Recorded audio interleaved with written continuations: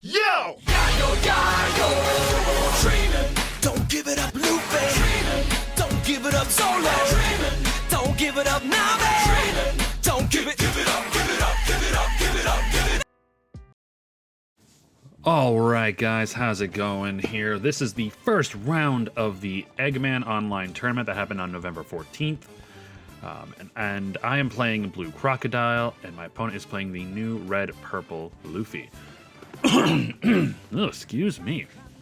Well, anyway, this is the first round. I've gotten a lot of practice with Red-Purple Luffy, so I was a little confident with this one, but I know how well Red-Purple Luffy can pop off. Obviously, none of us played anything on our first turns. He swings in for 6k. I do combo out of it with a Mihawk, because I really want to keep that life advantage as high as I can. Oh, he plays the Wire. This card, surprisingly, is pretty good. A 3-cost, 3k blocker. Every time a Dawn is bounced to... a Dawn is trashed, the opponent gets to draw one and then trash one. Or is it trash one, draw one? It's one of those two. Alright, I take my second turn. Got 4 Dawn. What am I thinking here? Can't do anything. I have to swing in with at least a Dawn. There we go. Swing 6k into lead. Make him use one. Oh, Eggman came in and checked our video. Then I play the Sentomaru. Yep, because I'm not too afraid to play Sentomaru against Red-Purple Luffy because what's he gonna do? Not much. You just have to be very particular when you play Sentomaru because you actually want to be able to use his ability and not just lose him right away. This card here. This card is so good. I can't remember what it's called, but you get to ramp a Dawn and draw one. Sick. And it comes into play active, too. That card is so good into with Red-Purple Luffy. So now he should be at, let's see, 6 Dawn right now, and he went first.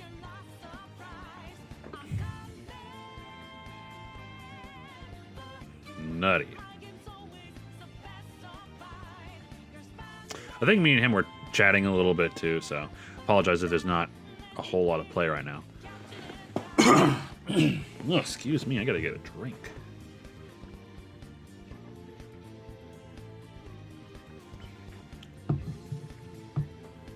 Yeah, I think at this point me and him were just chatting about how my buddy has been playing this deck too, and he's been having a lot of fun with it. Gotta love my hand motions. Alright, at that point I have 5 cards in hand.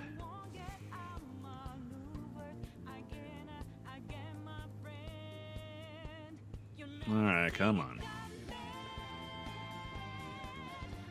I'm such a talker.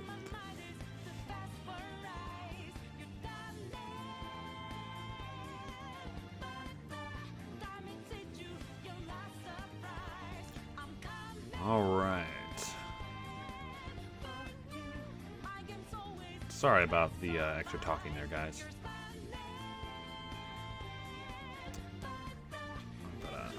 So with the starter decks here, it seems like Red-Purple Luffy and Red-Purple Law are definitely like the two to play. Unfortunately, Red-Purple Kid is just not there. Maybe he'll be there one day, but as of right now, not really.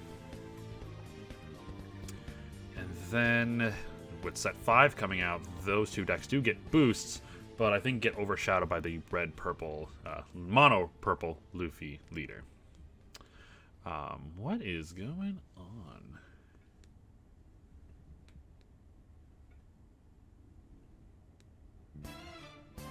Oh, now I remember. Now I remember what's going on. So, me and my opponent started our game. My roommate Jimmy behind me said like, "Hey, Eggman hasn't started the tournament yet." So that was why we were taking forever there. So we just started playing early. My apologies. All right, now he's going to be swinging in 8k into lead. I'm just going to take that. It is a trigger, but I'm not going to use it. I think it was a Gum Gum Rain. Because Gum Gum Rain is just 2 costs. I'm not going to be able to do anything with it. So. Alright, now I'm at my 6 Dawn turn. I'm I'm going to... Oh, nope, I'm thinking. My camera's also rocking out a little bit.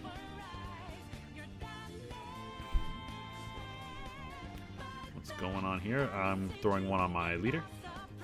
Now I play the Zeph. Ah, yes, a bounce wire back to hand. Now he has to waste and Dawn to replay it. I swing 6k into lead.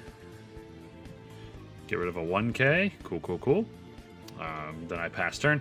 I'm not using Sentamaro's ability yet because it just isn't the right moment to.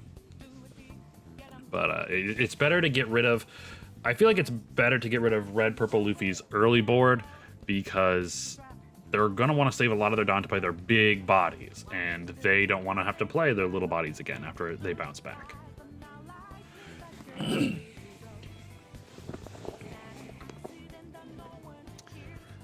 let's see. He was looking at his hand trying to figure out what to play here. Decides to swing in 6k into lead. I decide to take it. Down to 3. We are now at the same amount of life. He puts down the wire again. And at this point, he should have 8 Dawn. So I know at this point he doesn't have the 7 cost Purple Kid. He plays Law. Now, unfortunately, because he swung in, I am now within that Law's range. He's now able to get rid of 2 cards out of my hand, which is a really good ability.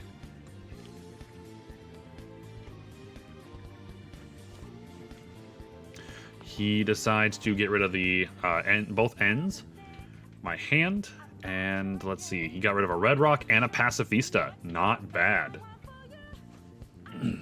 That Red Rock is really important in the later game to get rid of some of his boss monsters.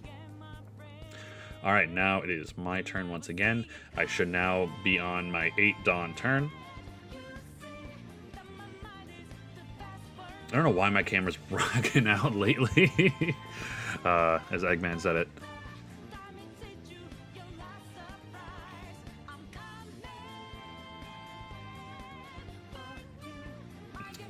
Okay, I'm trying to figure out what's the move here. Do I want to do this? Ah, there we go.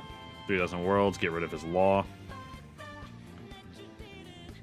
We don't want that. Next, swing in... Oh, wait, what was I doing here? Oh, there we go. Use his ability, Sentamaro's ability, to search my deck. And at this point, it's a really cool ability. I didn't obviously do it there. I just played the blocker Pacifista. But with the Sentamaru ability, you can just search your deck for any Pacifista you want. But you can also use it as an opportunity to essentially see what's in your deck. Because any cards that you don't see in your deck, more than likely are in your life. He was able to... He did counter out of the Zeph. Now I swing 6k again. He does take it. I love playing blue Crocodile and blue Dofi because I feel like you can do so much with your Dawn every turn. So that I was able to bounce up 5 costs to the bottom of his deck, play a blocker from my deck, and swing in 6k on 8 Dawn. That's really cool. Oh boy, there it is. 10 cost Luffy. That card is insane. 11k body with rush that you cannot block, or else your opponent gets to blow up any 8k body or less on your board. 8k is such a huge range too.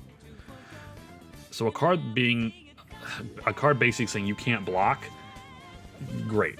That's incredibly balanced. There we go, 11k. I'm pretty sure oh well, he went to Zeph there. Okay, yeah, he didn't want me building up a board. Now at this point, I'm scared because, oh lordy, that Luffy is dangerous. There's no way I'm going to be able to overpower it through sheer force, though. I will have to actually try to bottom deck it with a Red Rock. I'm at my 10 Dawn turn. I'm trying to think what's the right move here.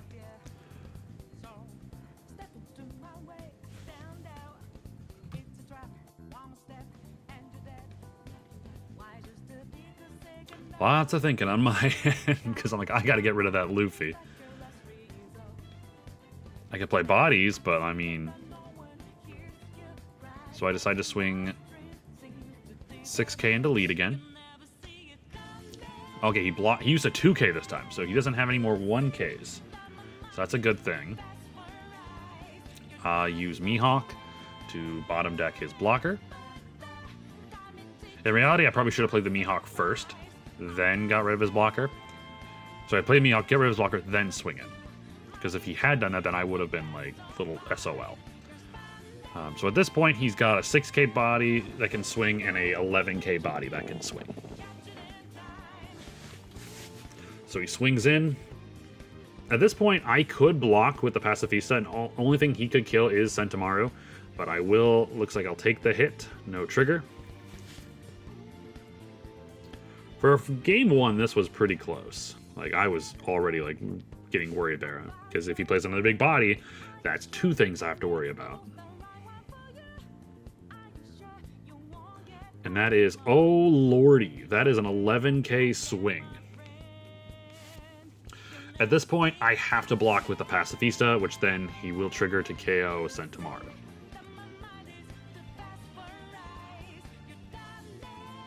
Plays the wire blocker. Okay. And a chopper. Ooh, at this point, I am, not gonna lie, I am scared a bit. 2 blockers, an 11K body that forbids, pretty much punishes me for blocking, and a 6K leader. And I have just Mihawk on board. But I will Red Rock the Luffy because it needs to go.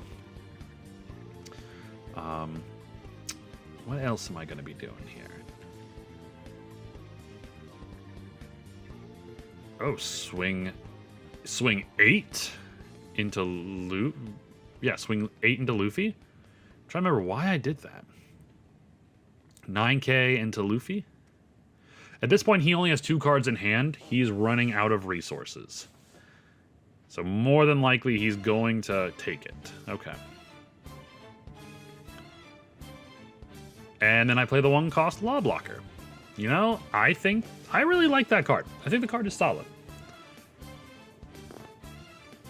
Also, I love the new alt arts from the gift collection. I don't know why they post them quite like that, but regardless, shiny cardboard looks good. Alright, he now has 4 cards in hand. The only big body he's played, though, is the 10-cost Luffy, which is a little strange because I feel like at least the decks that I've played have had a lot bigger body, so I don't know if he maybe wasn't drawing that well, or maybe his deck's built different than the ones I'm used to. He does have a lot smaller bodies, like the wired, whatever that is. Here we go, counting out Dawn here. He hasn't played the 7-cost Kid yet.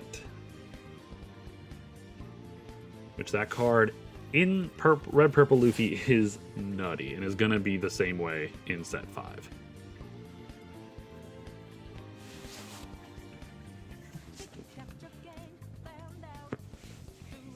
Now at this point we were getting down to the wire.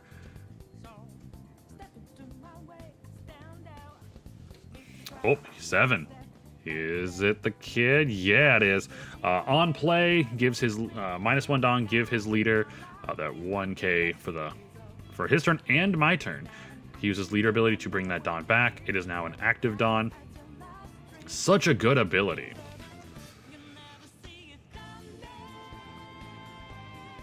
And at this point, is he going to be swinging big? Yeah, he is. He's swinging 10K into lead. I'm blocking the law. I'm pretty sure. Thinking. Oh, I took it. Yeah, there it is. 3,000 Worlds trigger. Bottom deck his blocker on board, which leaves me with 2 decently sized swings to come in here. I am now at 10 Dawn.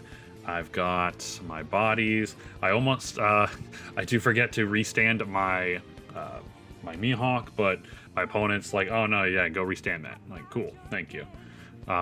If I got rule sharked, I probably would have dropped at that point.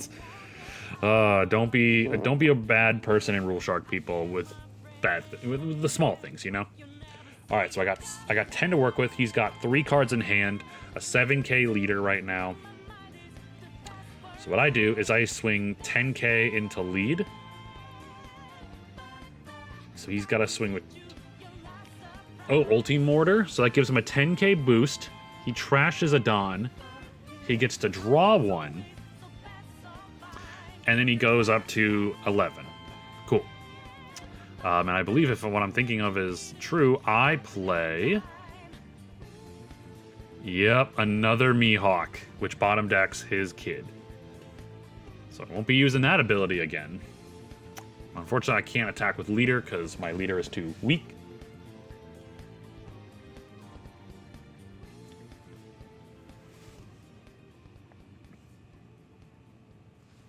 And now he's got to think. What are some moves here? Because I can use my leader ability to bounce any 5 costs back to his hand. I do have a 1 blocker on board and 2 9K bodies. This is a rough situation for the Luffy player. I got 1 life left. Both of us have 1 life left.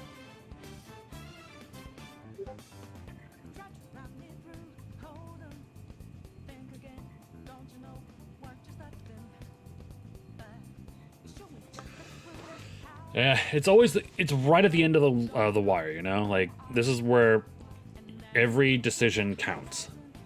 And so, yeah, they take a little longer to make their move, but I probably would be doing the same thing too, so. Because 1 wrong move, the 1 wrong decision, everything comes crumbling. But he's in an interesting position. He's gonna do the kid again, okay. So now he's back to 7. Which leaves him with 4 open Dawn. He swings 10K into lead again. I'm fairly positive this is the time where I use the law blocker. Like, there's no reason. I'm not too sure why he put that much on his leader, because when I had an open blocker, but probably didn't want me comboing with cards out of hand. Probably wanted me at least to get rid of the blocker. Alright, now I have 10 Dawn, 2 9K bodies, and my leader swing. At this point, there's no reason to play any bodies. I'm just going to swing 9K, test test it. Yep, he didn't combo out of it, so now I will swing 9K again with Mihawk, and that's it. He had enough to get to 9K, but looks like he had a chopper blocker and another 10 cost Luffy. Oh man, that was a fun round 1. And once again, to my opponent, thank you so much for the fun game. I really enjoyed it. It was super fun play with you, and Red Purple Luffy is gonna be popular for the next month. I can tell you that, absolutely. But thank you guys so much for checking out this video. Hit that like and subscribe button, and we'll see you on the next video, which will be round 2. Thank you guys. Here's how the story goes. We find out by the treasure in the grand line. There's no doubt. The pirate whose eye is on it, he'll sing. I'll be king of the pirates. I'm gonna be king. Yayo, yayo, yayo. Oh, oh. His name is Luffy. That's Monkey D. Luffy. King of the